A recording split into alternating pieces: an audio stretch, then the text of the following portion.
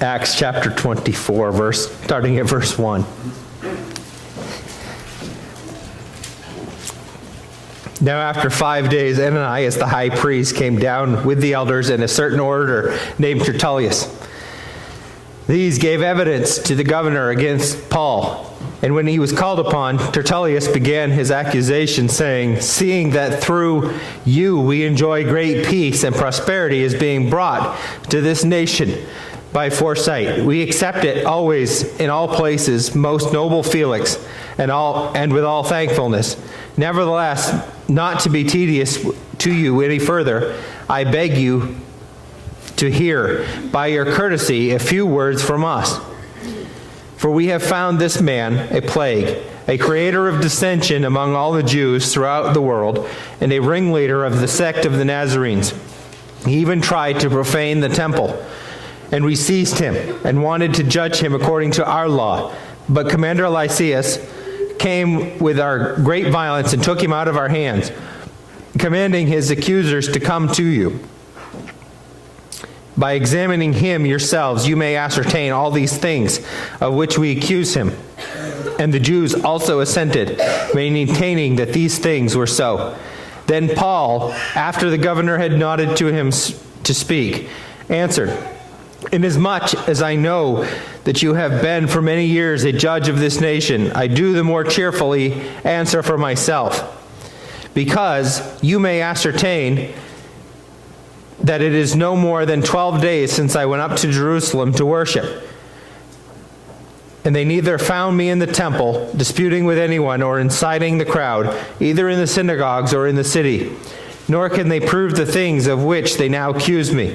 But this I confess to you, that according to the way which they call a sect, so I worship the God of my fathers, believing in all things that are written in the law and the prophets. I have hope in God, which they themselves also accept, that there will be a resurrection of the dead, both of the just and the unjust. Thus, this being so, I myself always strive to have a conscience without offense towards God and man. Now after many years I came to bring alms and offerings to my nation. In the midst of some Jews from Asia found me purified in the temple, neither with a mob nor with tumult. They ought to have been here before you to object, or had anything, if they had anything else against me. Or else those who are here themselves say if they found any wrongdoing in me while I stood before the council, unless it is for one statement which I cried out, standing among them, concerning the resurrection of the dead. I am being judged by you this day."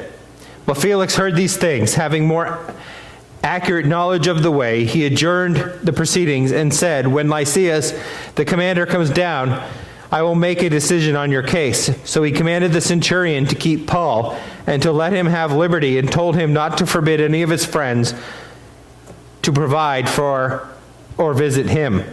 So after some days, when Felix came with his wife Drusilla, who was Jewish, he sent for Paul and heard him concerning the faith in Christ. Now as he reasoned about righteousness, self-control, and the judgment to come, Felix was afraid and answered, "Go away, for when I have a convenient time, I will call for you." Meanwhile, he also hoped that money would be given to him by Paul, that he might release him. Therefore he sent for him more often and conversed with him.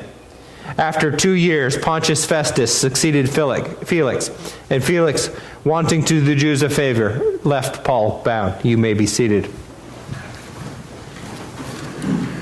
So I'm just going to pull up the map recently. Where we left Paul was he had gone, wow, that's kind of different. Let me stand back over here.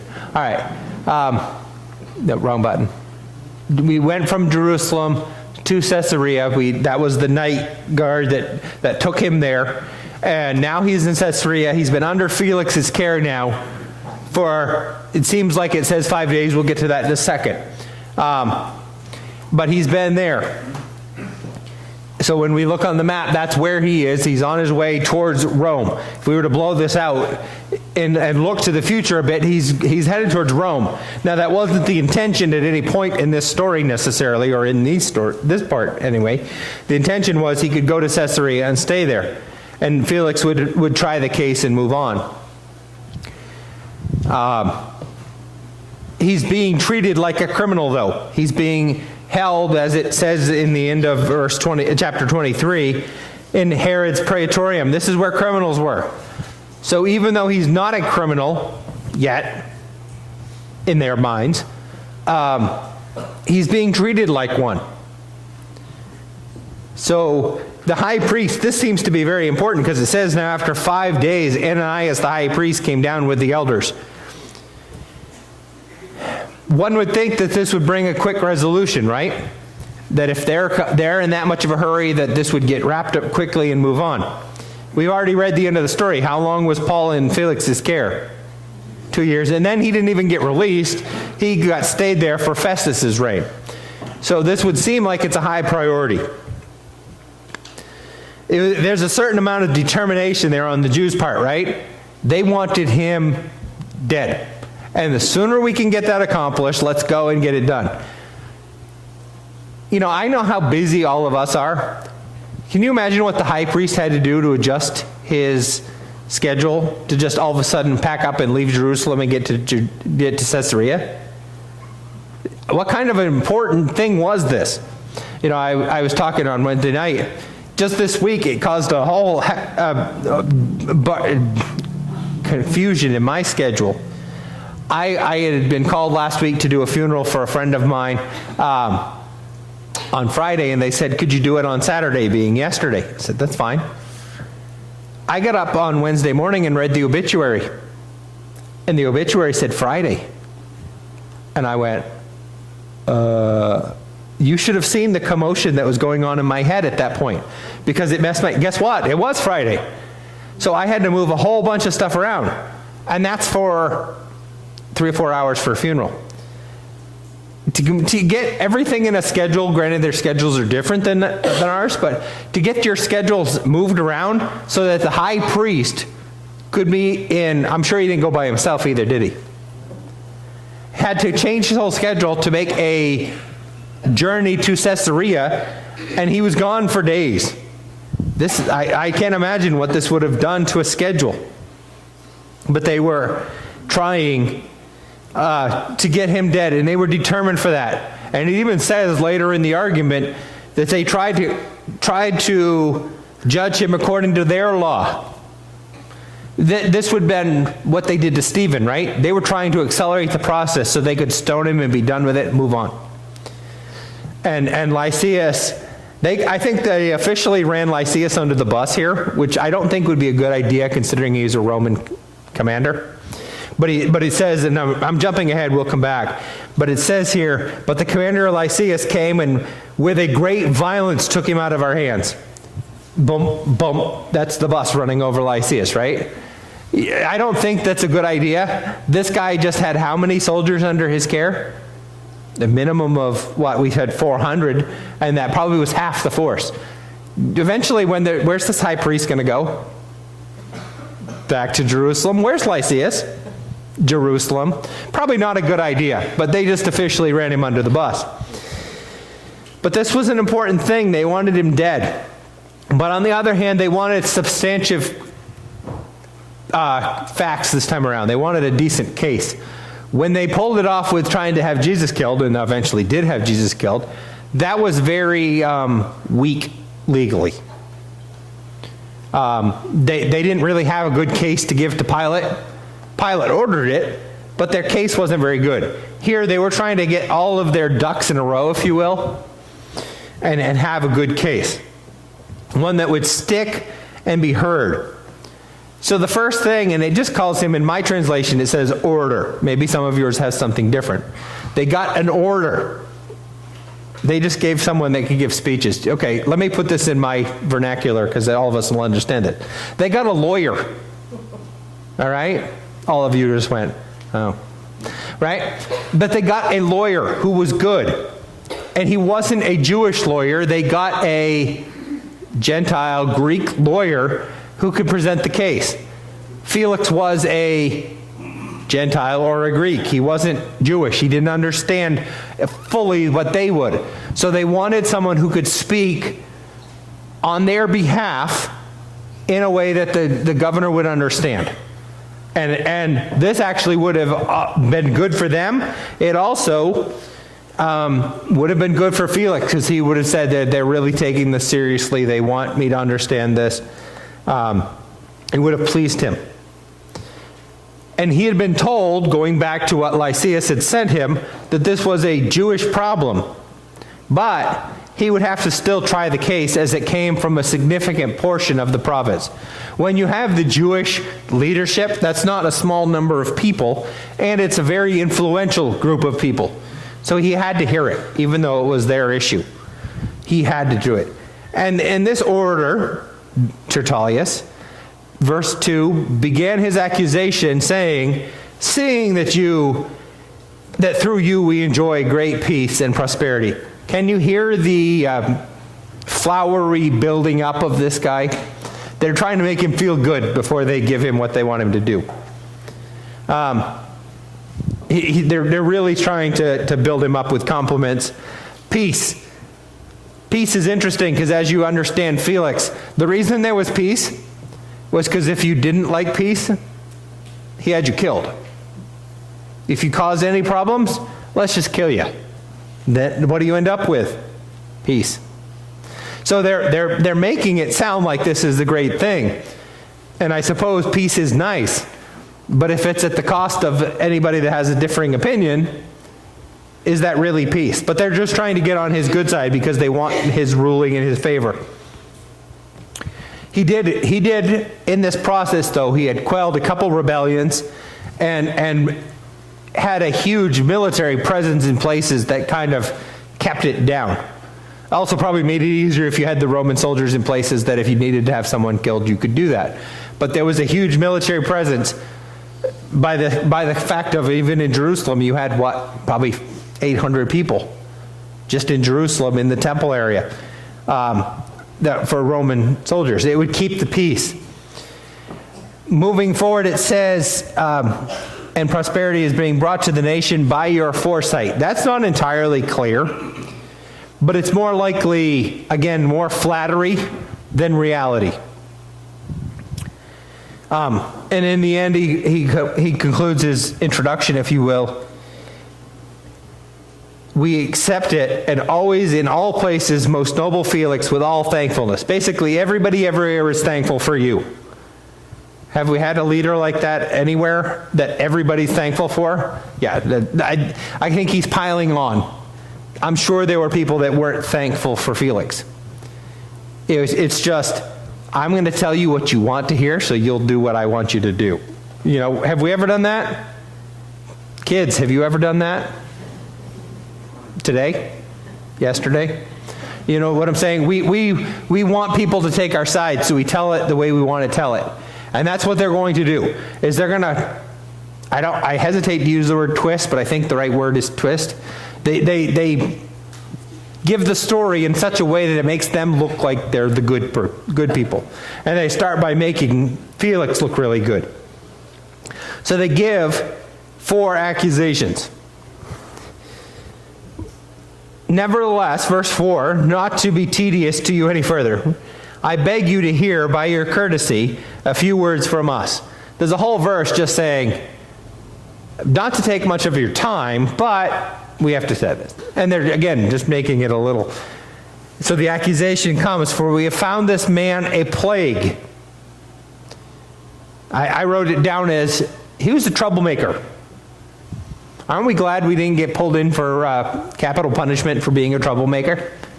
Because most of us would be in that case.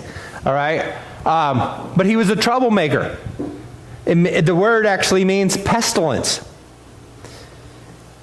Did trouble follow Paul wherever he went? Yeah. Yeah. Keep that in mind as we go forward. It does, well, even in that, let's just say this. Doesn't it seem to ignore the fact of where the trouble actually came from? It wasn't Paul. Paul was speaking the truth, and people around him caused problems. When Paul went into a town, who usually followed him? He didn't stir up the ones that were there because they didn't like it. It was the Jews that followed him from place to place a lot of times. Who would cause the problem in Jerusalem? Was it Paul? It was the Pharisees, the Sadducees, and really the actual Jewish people who took it to them. They may have been lowered Pharisees and Sadducees, but it was an effective claim, even though it was true but not true. It was effective because one was the number one thing that Rome wanted: keep the peace. And they had to deal with people like this on a regular basis. So it was an effective claim. The second accusation here is a creator of dissension among all the Jews throughout the world. He's stirring up riots. True. The stirring up part maybe, the creator part maybe. Were there dissension and riots happening? Yes. Is it easily provable? Luke recorded it. There were facts that where Paul went, there was trouble. If Paul wasn't there, there wasn't trouble. So there is some validity to that. And Rome wanted to keep the peace. If it messed with the peace, it had to go. Again, what was the cause, though? The Jews. You see how I said that they're making the story make them look really good and him look really bad.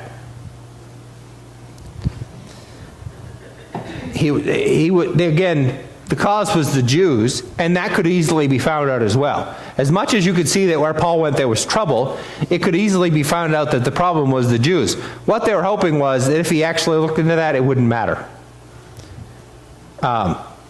The third accusation is, and a ringleader of the sect of the Nazarenes.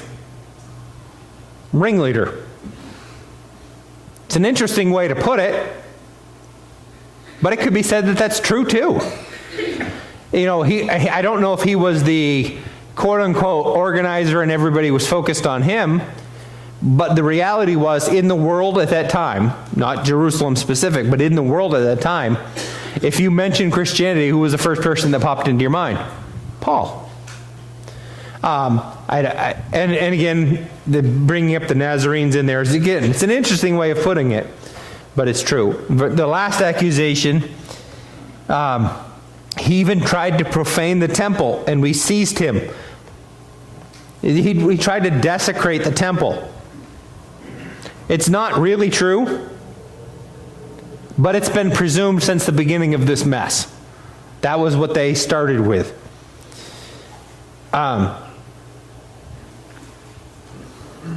He intended to go into the temple, but he didn't.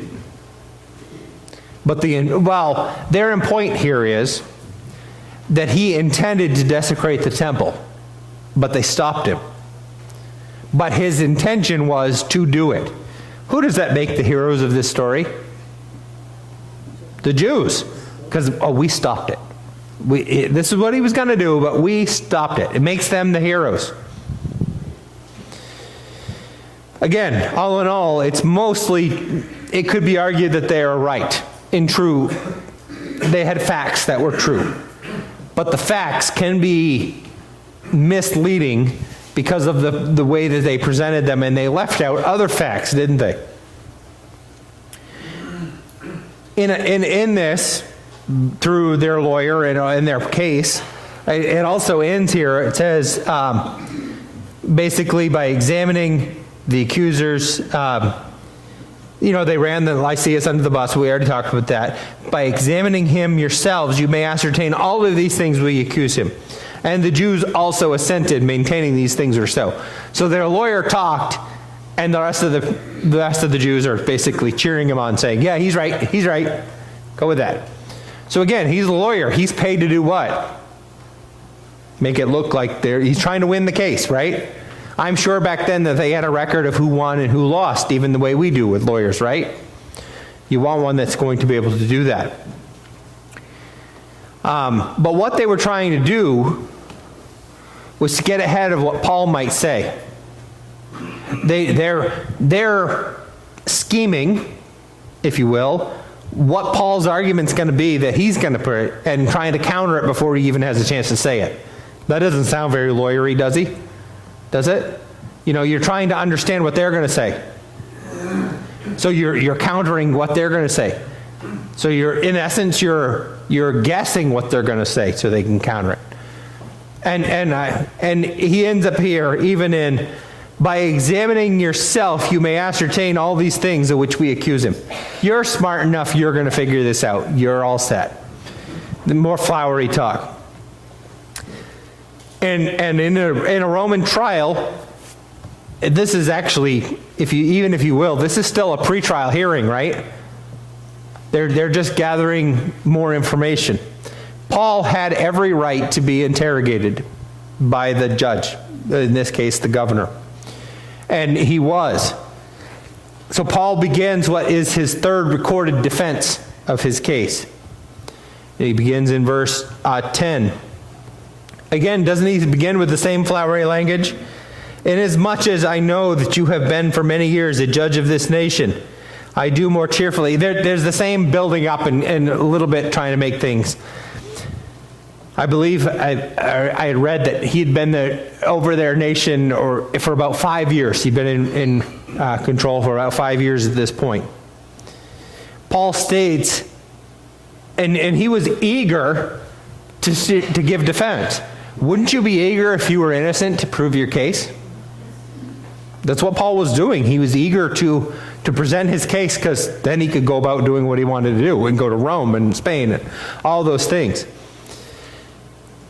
And he states here, I do the more cheerfully answer for myself, because you may ascertain that it is no more than 12 days since I went up to Jerusalem to worship. Again, there's some debate, especially on the 5 days before, whether this was actually, and both of these numbers, the critics would say they're not real, and because they can't add everything up and make it work. The reality is, it's probably the 12 days, as it comes to here, has to do with when Paul started in Jerusalem to when he was sent to Caesarea. So there's a period of time that Paul was in Jerusalem, which means that he wasn't arrested the first day he showed up. Because it later talks about the fact that he was purified, right? Well, purification takes a period of time. And then there was the arrest, the trials, and all of that. So either way, it's why does he even bring it up? You know why? Because it's simpler to investigate the facts. Felix is going to get to the point of this. There must be like our CSI or something like that, the Roman CSI, that they can investigate this, right? Because Felix wasn't just going to make an opinion. He was going to be able to look at this. And if Paul gave him basically, this is when you look and this is when you look, isn't that what the job of an investigator is? You get the information so you know where to go dig further. And that's what Paul's basically, in essence, giving him. And Felix should be able to quickly deduce that based on this amount of time, it wasn't time to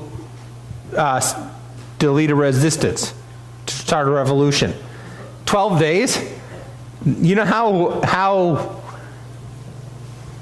influential you'd have to be to start something in 12 days in Jerusalem? I mean, I think that's the point here. His point was, since I went up to Jerusalem to worship. I didn't go up there to start an insurrection. I just went up to worship. He wasn't starting a riot. And they neither found me in the temple disputing with anyone or inciting the crowd, either in the synagogues or in the city. He didn't start an insurrection. It's interesting that I would take from this, normally when Paul went into town, what did he do? He went to the synagogues and he preached. Did he say here he did that? No. He goes, they didn't find me doing that. He went about his business to do what he needed to do. Not in a way that he was ignoring God's call on his life, But God's call here, he'd already been rejected by the synagogues. Did he need to go back there? No. I don't think that meant he wasn't in the local church, if you will, teaching and preaching and those things. This wasn't a reach them with the gospel effort. There are times and places for that. He wasn't in there because, to be honest with you, Paul knew it was dangerous for him to be there in the first place. Does that keep us from sharing the gospel? No.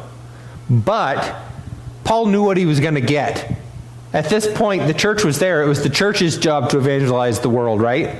He was coming in to do what he needed to do, and wasn't looking to start a riot, because if Paul had gone in and did what he did, everywhere else, wouldn't he have caused a riot? Wouldn't have taken long. It likely means he didn't teach or debate while he was there, just there to worship. Nothing, he continues and says, nor can they prove the things of which they now accuse me. They can't prove anything. This isn't just a I'm innocent because I say so, they can't prove it. It is reality, they can't prove it.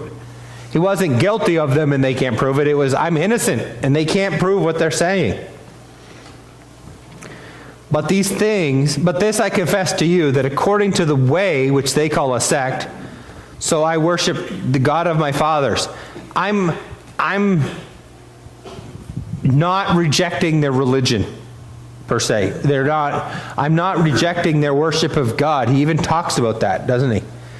I just have a more clear picture of their worship for God now. Because I still look at the Old Testament the same way that it's still holy, it's still inspired. I don't reject their texts. I'm keeping their texts. You know, it has been said that we don't need to worry about the Old Testament. Paul didn't say that, did he? Paul says, believing all things which are written in the law and the prophets. I don't think I believe the word is, I don't think we unhitch from that. Right? Paul held it. Jesus quoted from it. It's all through the New Testament. Does that mean we follow it the same exact way? No, but we can learn from it. We can absolutely learn from it.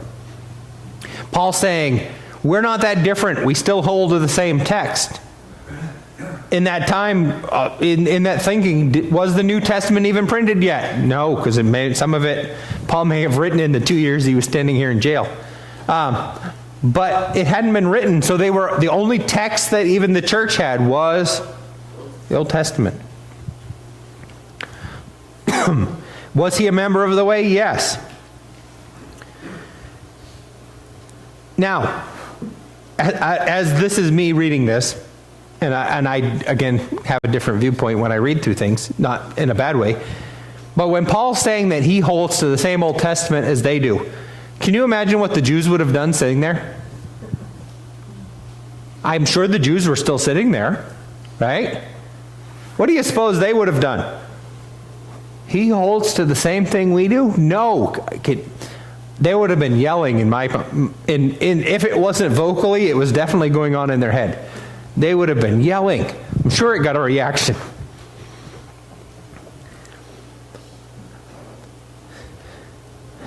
He continues and says, I have hope in God. I think that's one of the key phrases here for me, is his hope is in God. Can we all say today that we have hope in God? I mean, it's an easy Sunday school answer, isn't it? And I say that for those of you that may not have heard the story before, is I was told when I was growing up that you can't just give Sunday school answers to everything. Because for the most part, if you want to go answer questions in Sunday school, it's yes, Jesus, God, Peter. All right. you know, it's just that basic easy stuff, right? The answer to this is, do we hope in God? Yes. But do we hope in God? Does our life portray that? Again, as far as the ringleader charge, Isn't he saying that I am a member of it? I don't think he's claiming to be the ringleader itself, but yes, I am a part of this sect. But this way is consistent, as we said, with the Old Testament and the prophets. Again, I bet that got a reaction out of people. He admits it, but admitting it isn't really a problem, is it? Were the Jews allowed to practice their religion in Roman culture? Yes. He's saying we believe the same basic things at the beginning. Does that mean it changes because of the resurrection, which he brings up in a second? Yes.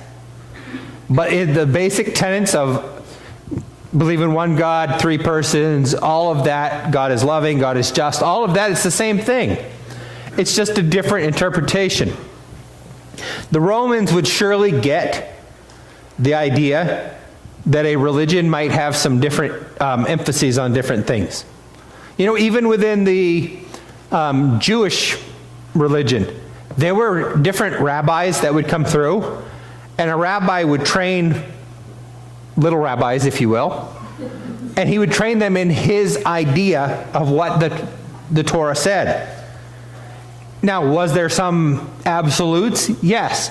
But each one would have their own flavor to it, if you will, their own interpretation of some things, and they would teach that. If you think that happened within Jerusalem and the Jewish laws, what happening in all of the Gentile world? They even, you know, they were working towards the point where Caesar was considered God. Do you think different people had even different ideas of what that looked like? This was not going to be a foreign concept for the Romans to get a grip on. Verse 15 says, I have hope in God, because which they themselves also accept. There will be a resurrection of the dead, both the just and the unjust. His defense, but it's also, doesn't he start witnessing here? He's witnessing that I believe my hope is in God. It's multi-level. There's hope of the resurrection and also faith in the future. There's hope in the fact that Jesus was raised, we're going to be raised as well. There's also faith that there is a future. And he's even saying that in the concept, they believe in this too. They don't believe in Jesus, they don't believe Jesus was the Messiah, but they believe in this resurrection and the hope. And they were committed, he was committed, he continues, both of the just and the unjust. Being so, I always strive to have a conscience without offense towards God and men. He was committed to living right with God and men. You know, we can focus sometimes on just being right with God. Right? Isn't that right? Guess what? When we're right with God, we're going to be right with most men. There'll be some that we're going to have some issues with, aren't we? Did Paul have some issues with a few people? Yeah. But his conscience was clear. Again, is God the most important? Yes. And in having a clear conscience with God, it means you can't just treat people however you want to treat them. Because if that's the case, you're not having a clear conscience with God. It all trickles down, doesn't it? If we focus on God, then we're going to be right with man. Unless they're anti-God in every way, and at which point you're still right with God. He had to come to, his point here says, no, after many years I came to bring alms. It was somewhere between his second and third missionary journey that he'd been last to Jerusalem. So the offerings, he was bringing offerings to his nation. In the midst of some of the Jews from Asia, found me purified in the temple, neither with a mob or with tumult. They found him. He was just coming to worship. He wanted to bring an offering. He was doing what the Jews should have been doing. He was offering and worshiping God and bringing help to the poor. There's love here versus the anger, which they're accusing him, right? They're accusing that he came in anger, trying to stir things up. Paul's saying, I came in love, trying to love people. and help and worship and do what he was supposed to do. And they found him purified. As we said, he'd already been cleansed, so this is a process. It takes time. Not really looking like a guy that was there to overthrow their system. If he was following the system and obeying the system of purification, does that sound right if he's trying to overthrow it? It just doesn't logically make sense, does it? And that's the case that Paul is trying to make. Again, he's sharing easily provable facts. And in verse 19, he goes on the offensive. He turns and says, now it's my turn, in essence. He says, they ought to have been here before you to object if they had anything against me. See, here's the reality. The people that were mad in the temple, that he was defiling the temple, they weren't there. They had taken him to the leadership, and the leadership had come to Caesarea. The Sanhedrin, the high priest, they came. They weren't the ones that caught him in the temple. It was the regular folk, if you will. The regular folk hadn't come.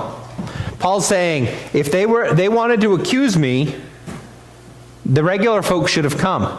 These people that are here can't prove anything. They weren't even there. They're not witnesses. In a case like this, the witnesses should have been thrown out because they weren't witnesses.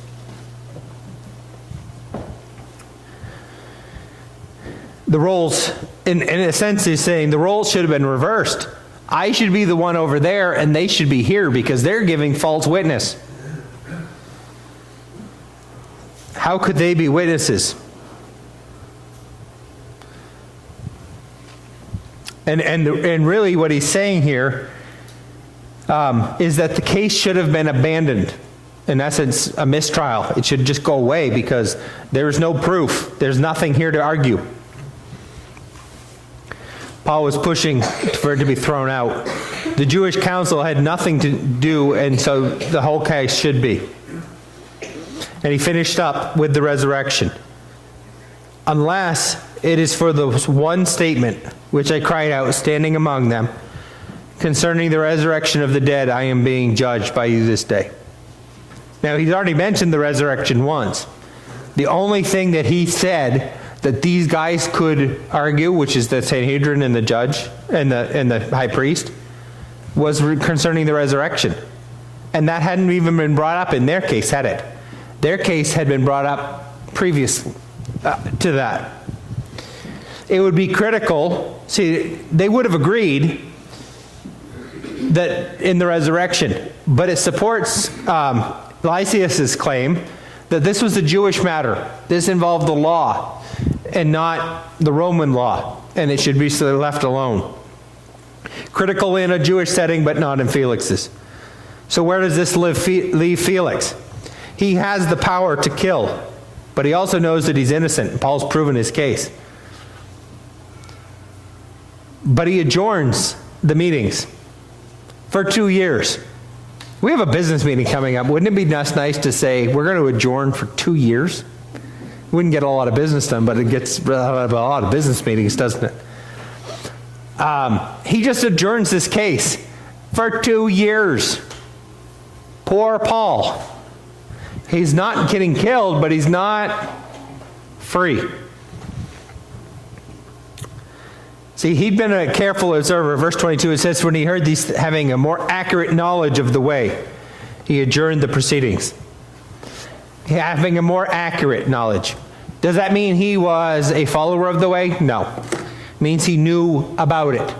The Romans would have tried to keep an eye on what was going on because they needed to know so that if there had been an insurrection, stamp it out. So he was aware of some of the facts of it. He kind of had followed closely. But there was a tension there. A tension between doing what was right and appeasing the Jews. There was a family curiosity, though, because it continues. It says, so he commanded the centurion to keep Paul and let him have liberty.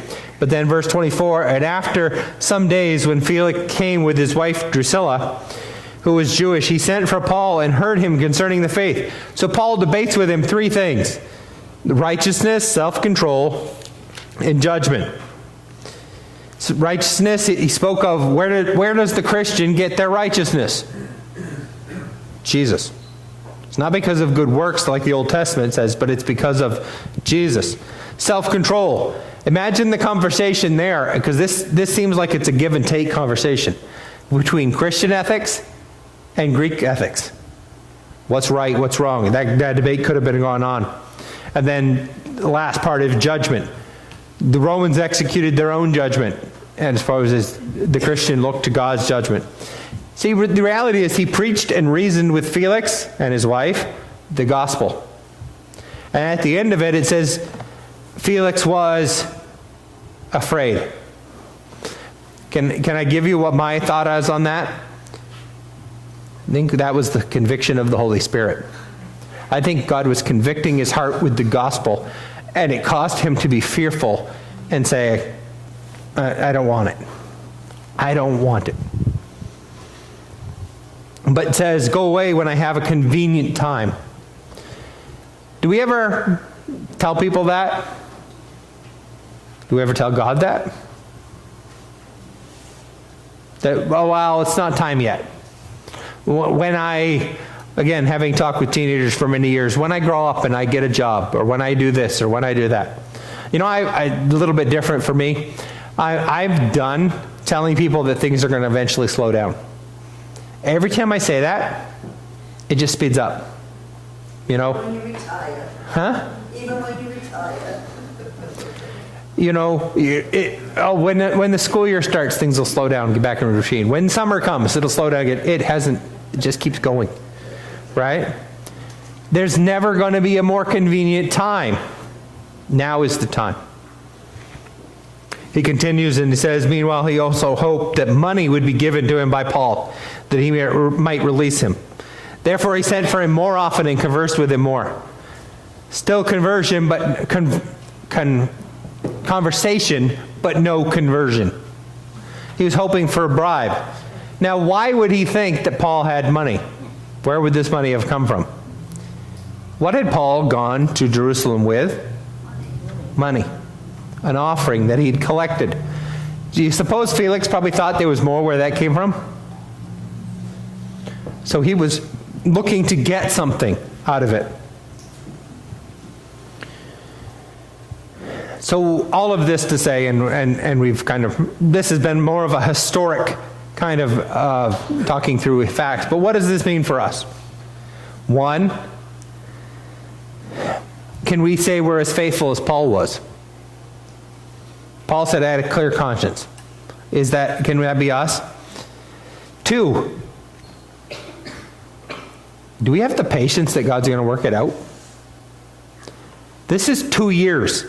I would have been bored after 2 minutes, right? Do we have the patience to trust God? I don't like sitting in the passenger seat of a car. It's not my favorite thing to do, because I like being in control. Do you know what Paul had to do?